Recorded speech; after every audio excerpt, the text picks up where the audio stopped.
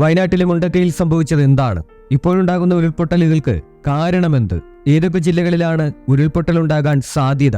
വയനാടിന്റെ മൂന്നാർ എന്ന് വിശേഷിപ്പിക്കാവുന്ന സ്ഥലങ്ങളാണ് മുണ്ടക്കൈയും അട്ടമലയും. ചെങ്കുത്തായ കുന്നകളും പാറകളുമൊക്കെയാണ് ഇവിടെ നിറഞ്ഞിരിക്കുന്നത്. മഴ ശക്തി പ്രാപിച്ചാൽ അവ കുത്തിയൊലിക്കും. നിലമ്പൂർ കാടുകളും ചാലിയാറും ഒഴുകുന്ന പ്രദേശമാണ് അട്ടമലയുടെ താഴ്വാരം. എന്നാലിപ്പോൾ വയനാട് കേരളത്തെ മാത്രമല്ല ലോകത്തെ മുഴുവൻ ഞെട്ടിച്ചിരിക്കുകയാണ്. ഉരുൾപൊട്ടലിനെ തുടർന്ന് ഒരു പ്രദേശം മുഴുവനും ഇല്ലാതായി എന്നതാണ് ഞെട്ടിക്കുന്ന വസ്തുത. മുണ്ടക്കൈ, ചൂരൽമല, അട്ടമല പ്രദേശങ്ങളിലാണ് ദുരന്തം നടന്നത്. ഇതിൽ മുണ്ടക്കൈ തീവ്ര ദുരന്ത സാധ്യതയുള്ള പ്രദേശം കൂടിയാണ്. കേരളം ഇന്നേ വരെ കണ്ടതിൽ വെച്ച് ഏറ്റവും ദാരുണമായ പ്രകൃതി ദുരന്തങ്ങളിൽ ഒന്നാണ് ഇവിടെ സംഭവിച്ചത്. സംഭവത്തെപ്പറ്റിയുള്ള കൂടുതൽ കാര്യങ്ങളും ഇവിടെ സംഭവിക്കുന്ന ഉരുൾപൊട്ടലിന്റെ പ്രധാന കാരണങ്ങളും അറിയാൻ വീഡിയോ പൂർണ്ണമായും കാണൂ. എല്ലാവർക്കും ഫെമ്മിന്റെ പുതിയൊരു വീഡിയോയിലേക്ക് സ്വാഗതം. വീഡിയോ ഇഷ്ടമായാൽ ലൈക്ക് ചെയ്യുക. അപ്പോൾ നമുക്ക് വിഷയത്തിലേക്ക് കടക്കാം. 2010 ഓഗസ്റ്റിൽ വയനാട്ടിലെ പൊത്തുമലയിൽ മലവെള്ളം കുത്തിയൊഴുകിയതിനെ തുടർന്ന് 17 പേരുടെ ജീവനാണ് നഷ്ടമായത്. 5 വർഷത്തെ ഇടവേളയ്ക്ക് ശേഷമാണ് വീണ്ടും പൊത്തുമലയിൽ നിന്ന് 2 കിലോമീറ്റർ മാത്രം അകലെയുള്ള ചൂരൽമലയിൽ ദുരന്തം സംഭവിച്ചത്. സംഭവത്തിൽ ചൂരൽമല അങ്ങാടി അപ്പാടെ ഒലിച്ചുപോയി. മുണ്ടക്കൈ, അട്ടമല, ചൂരൽമല എന്നിവിടങ്ങളിലാണ് ഏറെ നാശമുണ്ടായത്. തിങ്കളാഴ്ച ദിവസം രാത്രിയോടെ ഉറങ്ങാൻ കിടന്ന കുട്ടികൾ ഉൾപ്പെടെയുള്ളവരാണ് മണ്ണിനിടയിൽ പുതഞ്ഞുപോയതും ഒഴുക്കിൽ പെട്ടുപോയതും. സംഭവത്തിൽ ഒരു സ്കൂൾ പൂർണ്ണമായും വെള്ളത്തിനടിയിലാവുകയും വീടുകളും കെട്ടിടങ്ങളുമെല്ലാം തകരുകയും ചെയ്തു. ചൊവ്വാഴ്ച പുലർച്ചെ 2 മണിയോടെയാണ് ആദ്യ ഉരുൾപൊട്ടലുണ്ടായത്. തുടർന്ന് 4:10 വീണ്ടും ഉരുൾപൊട്ടി. സംഭവത്തെ തുടർന്ന് വയനാട്ടിൽ 45ഓളം ദുരിതാശ്വാസ ക്യാമ്പുകൾ തുറന്നിട്ടുണ്ട്. 3600-ലധികം ആളുകളെയാണ് ക്യാമ്പുകളിലേക്ക് മാറ്റി പാർപ്പിച്ചത്. കണ്ണൂരിൽ നിന്നും കോഴിക്കോട് നിന്നുമുള്ള സൈന്യമാണ് രക്ഷാപ്രവർത്തനത്തിനായി എത്തിയിട്ടുള്ളത്.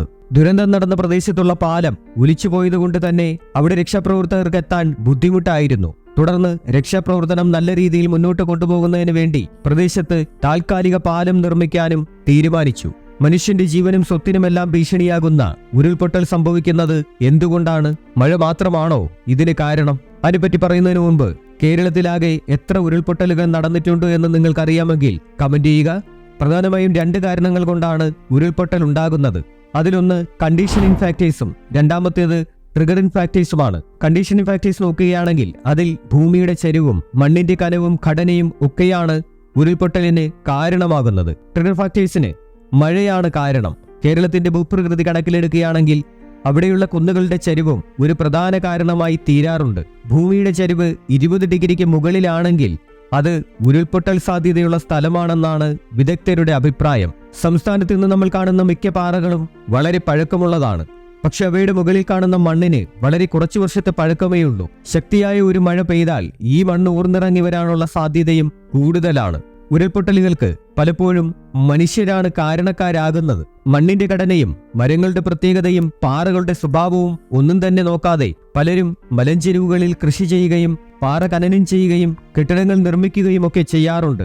അതെല്ലാം ചരിഞ്ഞ പ്രതലങ്ങളുടെ സന്തുലിതാവസ്ഥ തകർക്കുകയും വലിയ തോതിലുള്ള മണ്ണൊലിപ്പിനും മണ്ണിടിച്ചിലിനും കാരണമായി തീരുകയും ചെയ്യും. നമ്മുടെ നാട്ടിൽ സാധാരണയായി ഉരുൾപൊട്ടലുകൾ ഉണ്ടാകുന്നത് മലമുകളിൽ കനത്ത മഴ പെയ്യുന്ന സമയത്ത് വൻതോതിലുള്ള വെള്ളം ഭൂമിയിലേക്ക് ഇറങ്ങുകയും അത് താങ്ങാൻ മലയടിവാരത്തുള്ള മണ്ണിന് ഉറപ്പില്ലാതെ വരുമ്പോഴുമാണ്. അവിടെയുള്ള ഭൂമിക്കടിയിലെ ജലത്തിന്റെ അളവ് കൂടുന്നതിനനുസരിച്ച് ഉപരിതലത്തിലേക്ക് സമ്മർദ്ദം കൂടുകയും ഒരു പരിധി കഴിയുമ്പോൾ ജലം ശക്തിയായി പുറത്തേക്ക് ഒഴുകുകയും ചെയ്യും. അതിനോടൊപ്പം വൻ വൃക്ഷങ്ങളും പാറകളുമൊക്കെ താഴേക്ക് പതിക്കും. വയനാട്, മലപ്പുറം, ഇടുക്കി ജില്ലകളിലെ ഉരുൾപൊട്ടലുകളെ കുറിച്ച് പഠിച്ച Hyderabad national remote sensing centre പറയുന്നത് 3 മുതൽ 7 ദിവസം വരെ 200 മില്ലിമീറ്റർ മുതൽ 600 മില്ലിമീറ്റർ വരെ മഴയും പിന്നീട് ഒറ്റ ദിവസം ലഭിക്കുന്ന അതിതീവ്രമായ മഴയുമൊക്കെയാണ് ഉരുൾപൊട്ടലുകൾക്ക് വഴിവെച്ചത് എന്നാണ്.